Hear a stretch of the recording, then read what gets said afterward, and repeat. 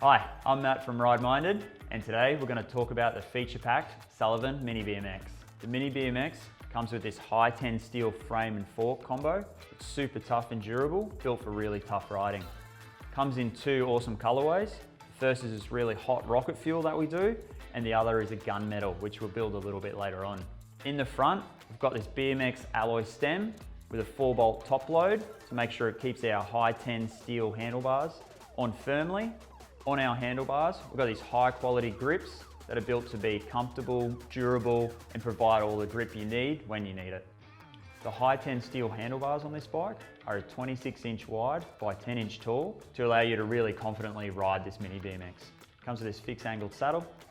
Next is our drivetrain, which is supported by these super tough forged steel cranks onto a 25x9 BMX gearing system. What that allows you to do is have plenty of clearance when you're trying to pull off tricks. Also comes equipped with these durable BMX platform pedals. My favourite feature on this bike is definitely the wheels. The reason is they're spoked, they're lightweight, and they ride better than anything else on the market.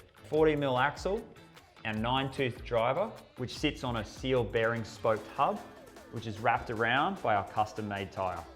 Our custom-made tyres are designed specifically for the Mini BMX and designed for the type of riding that you can throw at it.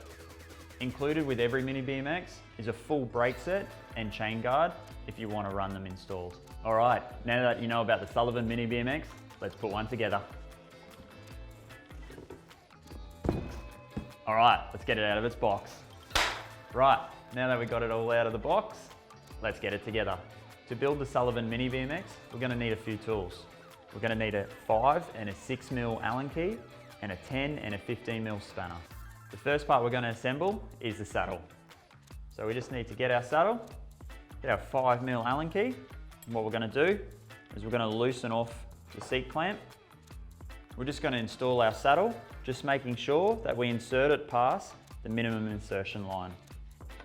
So we just slide that to the desired height, make sure it's straight.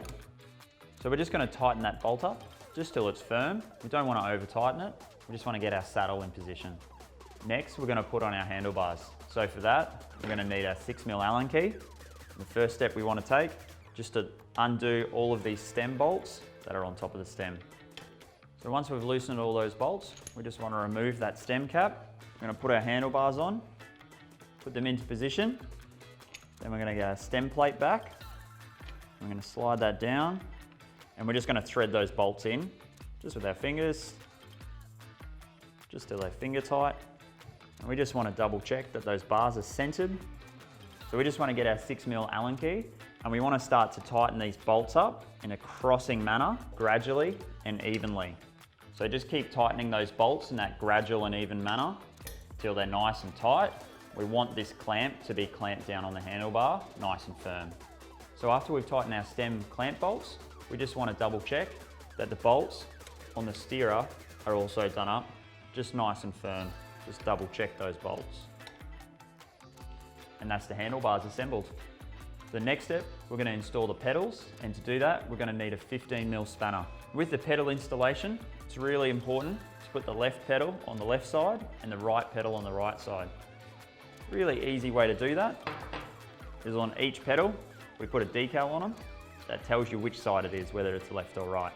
The easiest way then is to match that decal up with the decal that's on the crank arm. So if this is our right side, we want to match up that to the right pedal.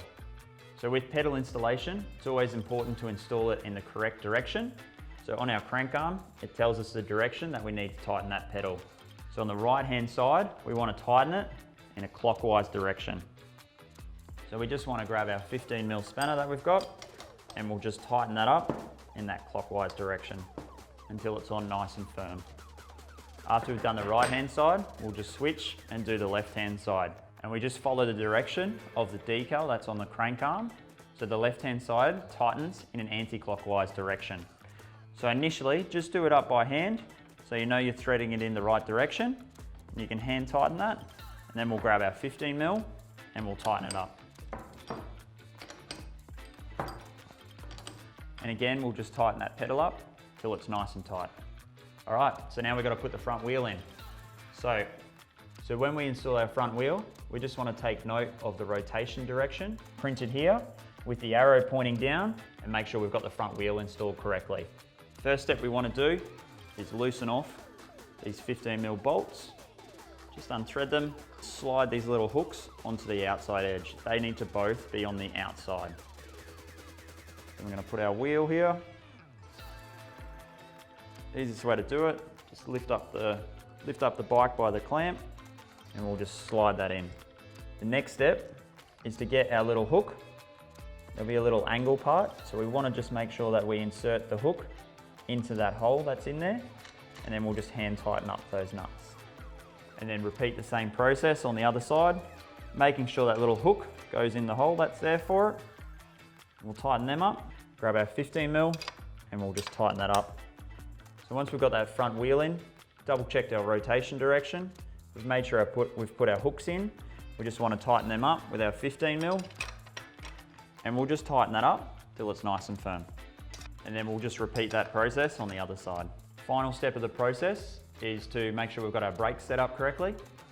So to do that, we're going to need our 10mm spanner. So the first step of setting up your brakes correctly is to make sure your brake shoes line up with your rim. So you can see here, we just need to adjust that to raise the height of it so it makes contact, the pads, to the rim surface. So to do that, all we need to do is loosen this nut on the outside. So we just want to adjust that brake pad with our 10mm and just double check that the brake pad makes contact with the braking surface but doesn't contact the tyre. So we can double check that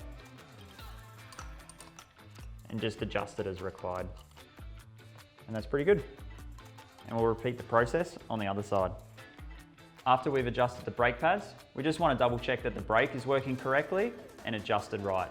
So to do that, all we need to do is just grab the brake lever and we're just going to give that a pull and make sure that the brake applies correctly.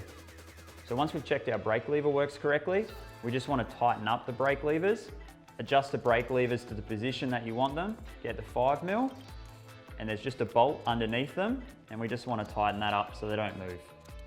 And repeat the process on the other side. So after we're finishing adjusting our brakes, we've finished the assembly process and your Mini BMX is now ready to roll. If you plan on using your Mini BMX just for stunt riding, you can easily remove the brakes and the chain guard, just like this one that we have over here. Just remembering that if you do take your brakes and chain guard off, it's not designed for use on public roads. Thanks for watching the video on the Sullivan Mini BMX. I'm Matt from Ride Minded, and I'll catch you next time.